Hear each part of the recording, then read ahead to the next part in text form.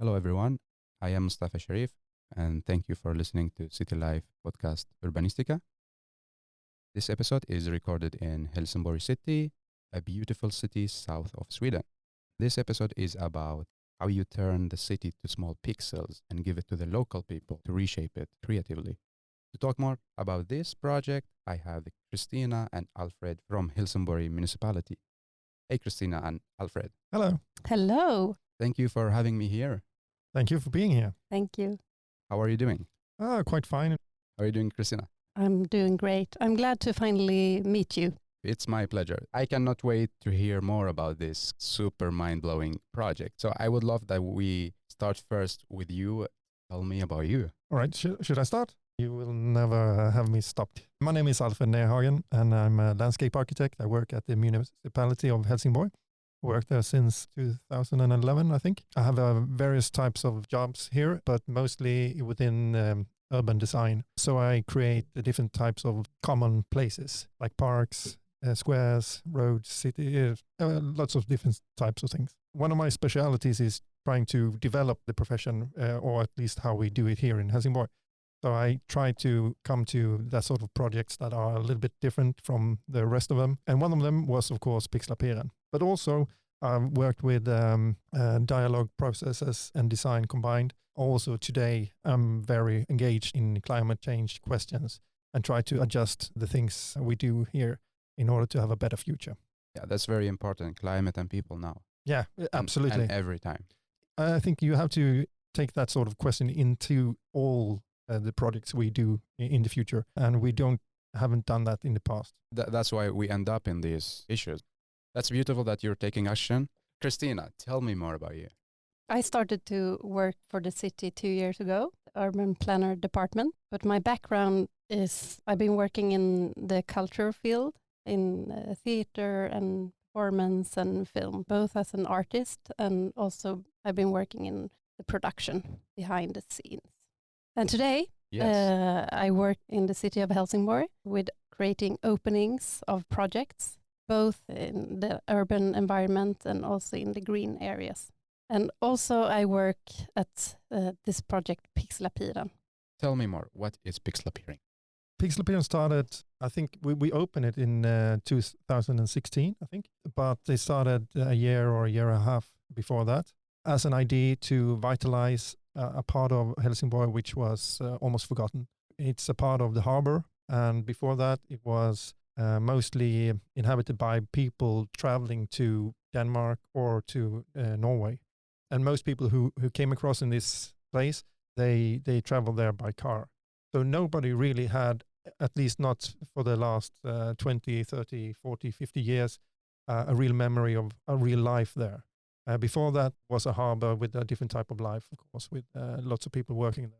So, but this area is situated in quite central part of Helsingborg. It's called Pixlapiren. It's a pier named after Oslo, of course, because of the ferries to Norway. It's a part of a much larger project called H+, which is the biggest sort of urban development area here in Helsingborg. So where we should transform the harbor area into livable areas and different types of companies and so on. And what does Pixlapiren mean? It's like the square of a pixel. Actually, the project didn't go by that name in the beginning. The first name that the project went by was Let It Free. My boss came up with, from being ordered by the politicians of the city, how to develop this area, was to make a place where the inhabitants of Helsingborg could do whatever they want. So that was the main idea. The problem with that is, how do you control that? Or how do you develop that? And how do you support that? So that was the big question. You could say it's some form of urban common. And I think that's the best, and it doesn't really have a good name in Swedish. So we say urban common even here. The name of Pixlapiren developed throughout the process. In the beginning, we needed some way to illustrate of what we thought of how this process should look like. So the idea were a place where people could do whatever they want, where the different types of projects that they do, they change over time, and so on. They will be different parts of this pier that are active in different types of year and so on. To illustrate it, we divided the whole pier in pixels and set different colors to them in a PowerPoint presentation. And then I didn't do that. That was the project manager for me. But then I took over, and I thought that was a quite good way of illustrating how we really thought about the land use somehow. And Pixel was also a quite cool name using in this sort of environment. So we thought we developed this. So we call it Pixlapiren. We started to call that. And also that word pixel, we could use it in so many different surroundings and make it have different types of meaning, which was quite cool. The basic concept is that we divided the pier in pixels, 10 by 10 meters square.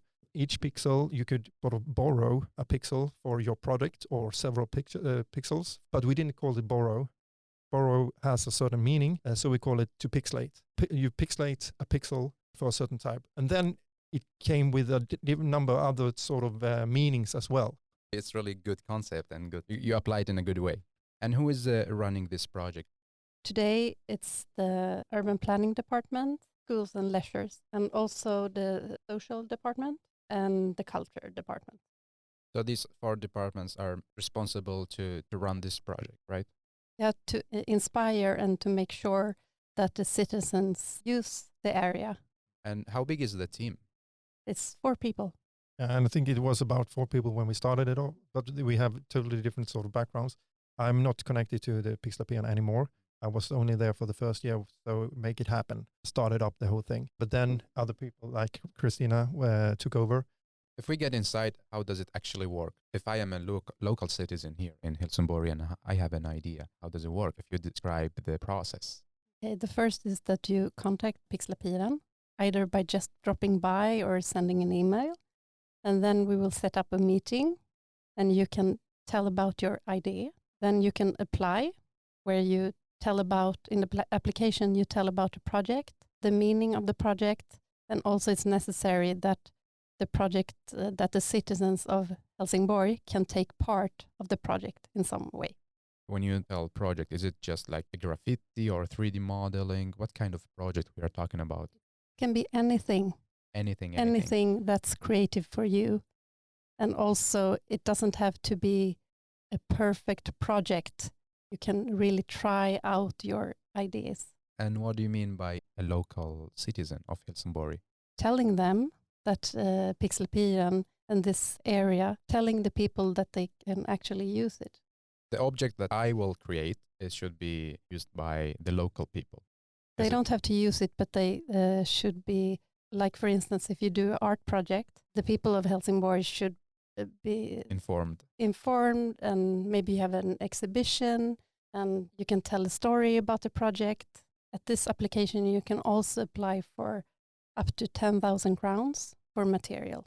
Which is 1,000 euro. Yeah. 1,000 euro. And also it's necessary that you have a time frame for the project. And the project can't be more than 1 year. There's a lot of challenges here. We just mentioned a few here, really. There's a lot of challenges. As a municipality, we are responsible of the land we own. So when people come and they want to make a project, we have to make sure that this project doesn't break any laws. And that's a very bureaucratic sort of approach, of course.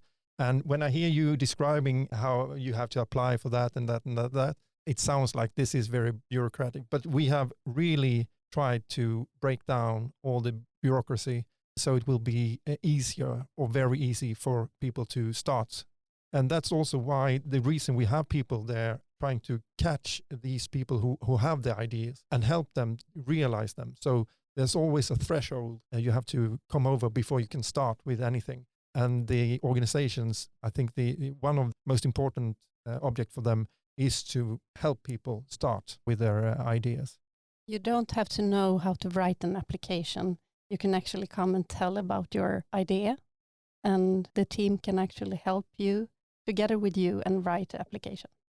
That's really beautiful that you make it easy for the local people.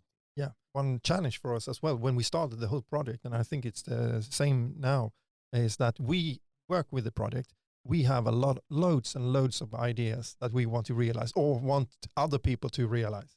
So we can come up with thousands of ideas, But that will be a problem because we should not be the carrier of the idea. We should not be the one who execute the idea. We should only be the enabler for the people. So that's a very crucial thing for us to hold us within those limits.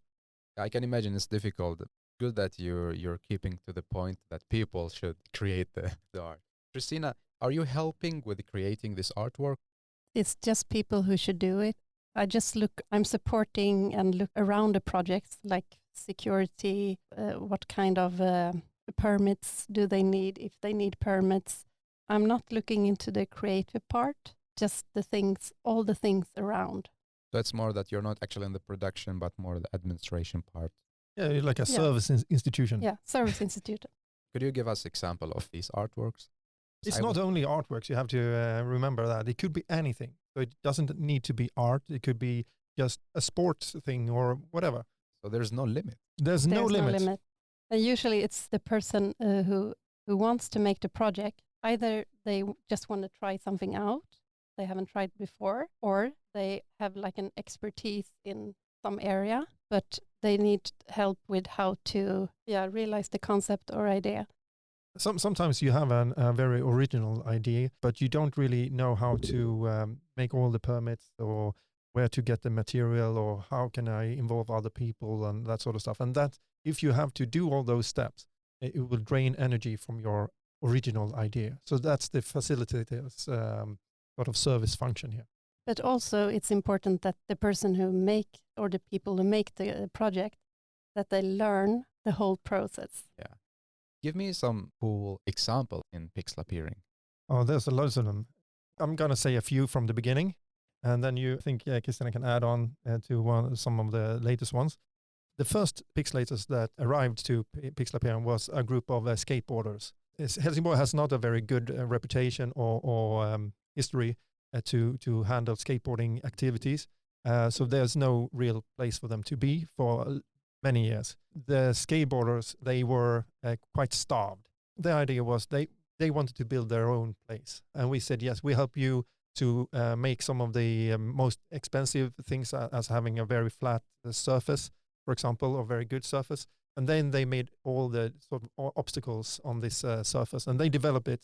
And that's right out in the at the end of the pier, where all the big ferries just crossed a couple of meters not far from them. And there's some old industry structures there as well. It makes it really cool. So people come even from Denmark to skate there because it's such a different place, perfect skating places. Yeah, super unique. Yeah.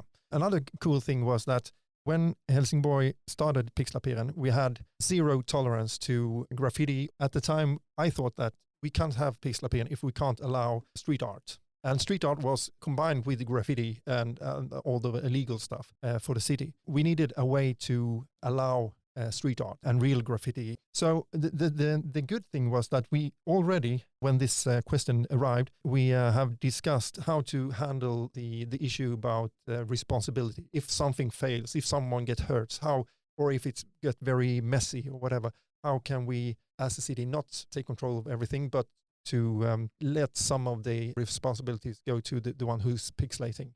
So we had made up a sort of contract, a very simple contract. When you pixelate one or a couple of pixels for a certain time, you have to also write a contract.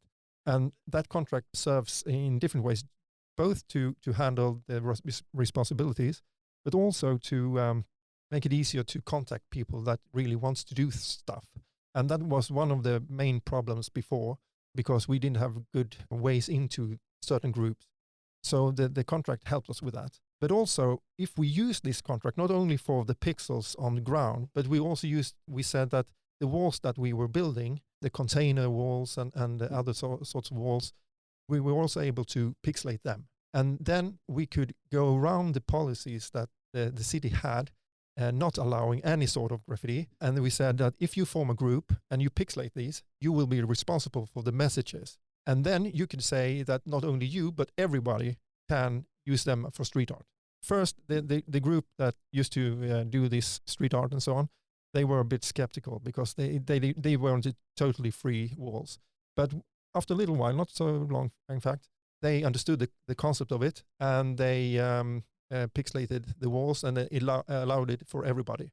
And suddenly they had 100 meters walls where before there were none in Helsingborg where it was allowed. It was such a beautiful place as well, just by the sea. It was a wow effect. And that has affected the whole city's approach to street art since then. So it was a major shift. You're believing in experimenting. Absolutely. And I think Pixlapiren is all about experimenting. The way we started it, it will not be the way we end it. And on the way, it will go different sort. It's like a amoeba, sort of, it's a blob. It will just transform along the way. Christina, if we go back to your favorite or one of the favorite projects in Pixlapiren, which one it will be? Will be the floating art project. It's a local artist who had been to Denmark, the festival called the Floating Art Festival, and he wanted to involve local artists to create art on water. Yeah, and it was beautiful when it was executed. And it was also a big challenge for the artist. He was actually helping artists to build some of the artwork, but there's a lot of artists who try to build a bigger art project, but they don't have the finance. So now there was an opportunity that come here and tell us what kind of material do you need, what kind of tools do you need. We will give you all the support and the material. It ended up with 7 different artworks that was put in the harbor. So if I understand correctly, so the pixels are not just 2D, it could be walls, it could be on the water. Yes. Yeah, exactly. It's a concept that is not so straight. You could add it on anything. It could be inside buildings as well. It's a very flexible system, which makes it great.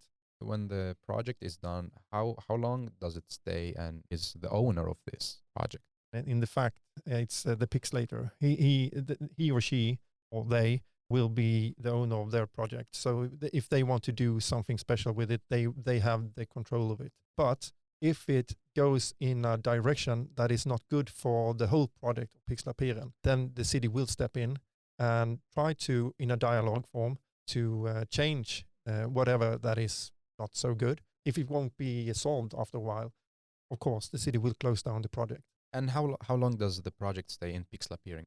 The contract says that it can be everything from 1 day till the end of the year. So each year the contract are broken or they stop. You have to make another contract for the next period, so to say. So a contract can be only for 1 year maximum. And especially the whole concept of this was we talked about it a lot at the time we developed Pixlapiren, because there were some dwellings, people from other parts of Europe or parts of the world that started to live in abandoned places, in different places in Sweden. And it was very difficult to develop those areas as soon as that had started from a jurisdictional point of view. And we didn't want to have that sort of problem at Pixlapiren. It should be a place for people to do stuff, but not to live. Okay. So that was the reason for how to use the contracts. Yeah. And some of the listeners might think, well, what a shame. Why should you do this? Well, there's a number of reasons. One of the reasons, the biggest, most important reason, is that this pier is not supposed to be this area forever. So it's supposed to become a housing dwelling project in the future. Okay, so it's a temporary place. So it's a temporary place. So the time horizon we had when we started was 8 to 10 years for Pixlapiren. And at the time, we didn't know if we would survive even in 1 year, because it was a new concept. But the time horizon is still the same. So now it should be like 5 years left or 6 years left, something like that. What other challenges are waiting for Pixlapiren? Because now it's the time frame, just 5 years, and then you move to another place. First of all, we don't know if we will move to another place. Okay. The concept will survive it, because the concept is not place dependent, even though the place will form the activities that goes on there and who will get there. Our hoping, have been or are working with the project, is that Pixlapiren will in some way color the future place as well. Some trace of Pixlapiren would be nice. But the building structures from Pixlapiren will not be there later on, because you have to rise the surface about 1.5 meters because of the sea level threat. The challenge is that tell people that they can use the area for projects. And also another challenge is to invite girls and women to do projects. There are not so many girls. There are more guys hanging. Yeah, well, that's a problem because we should allow everybody to do stuff there. Of course. That's not the problem. We are very glad that guys show up and do things. That's good. Sometimes if there's too many guys, when the girls come, the attitude or the sort of social atmosphere, yeah, it gets in a certain way. So it's not welcoming them anymore. Even though I'm sure that the guys want the girls to be there. That is something you have to work with because that's how our culture functions. And also that people who do projects at Pixlapiren, they start to make up their own rules. Yeah. You mean like social rules? Or? Social rules, and also because they feel like it is their place and they are using the area, they can also make rules. Okay, so they are taking over the place. Yes. To some extent, that's okay. They should be able to form the place and we should listen to them as well. That's the main idea. But when it goes too far, we have to correct it. Otherwise, it will be a privatized area. And that's not exclusive area. And that's not the idea behind Pixlapiren. It should be a very inclusive area. The concept of Pixlapiren, is it something just for Helsingborg or you try to apply it in other cities? I think that it's open for everybody, not only people from Helsingborg. If you live in Denmark or in other parts of Sweden or wherever, you can come here and do things as well, and also apply for money and so on. But as long as you do the project at Pixlapiren. Yeah, exactly. It's open for other people to visit or join or see or whatever it could be. So then it will only make a contribution to Helsingborg, actually. So it's not closed to anyone. But did you mean, Mustafa, that could Pixlapiren pop up in, like, for instance, Malmö or in Stockholm or in Gothenburg? Yeah, exactly. That was. There should be a Pixlapiren on tour. I was thinking is this concept could be applied in another city. Yeah, we had a lot of visitors looking at this place, of course. What is the future of Pixlapiren? What is the next step? It has transformed a little bit. Yeah, more. Transformed. Yeah, it has transformed more to the areas used for commercial concerts, festivals. It wasn't the concept from the beginning, but Helsingborg lacks that sort of space for that sort of activity, and Pixlapiren is a good place to have that sort of stuff. And also, it's a good way of marketing Pixlapiren because all these people that comes there for a huge concert or so on, they haven't seen this place. And when you come to this place, it looks totally different from anything else in Helsingborg or almost anything else in Sweden. It looks like you're somewhere totally different place. So that might also attract new audiences or people that might want to do things there. I totally agree with you because yesterday I was there in Pixlapiren. Yeah, what did you think? I think it's mind-blowing because when I went inside, it feels like I am in a video game, then I am in an open museum, then I am in an art workshop. So I got different feelings, but all of them are super positive. So I think you're doing a really good job. Oh, thanks. Would you like to do a project?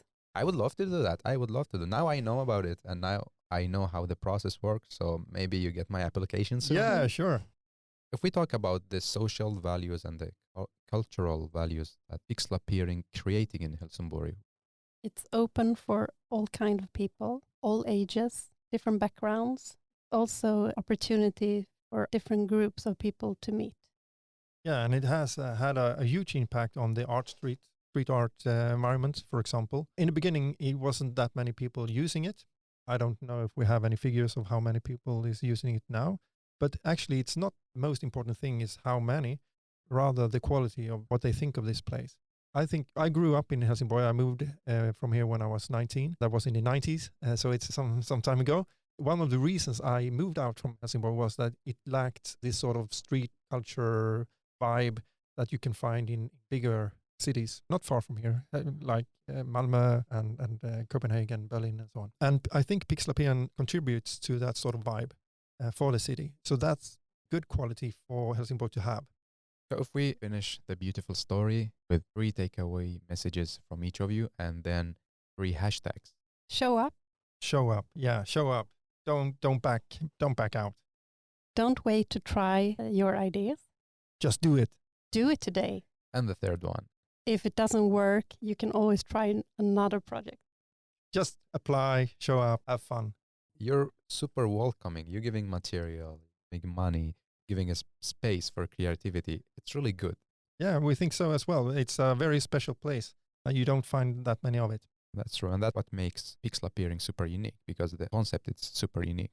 And now the 3 hashtags.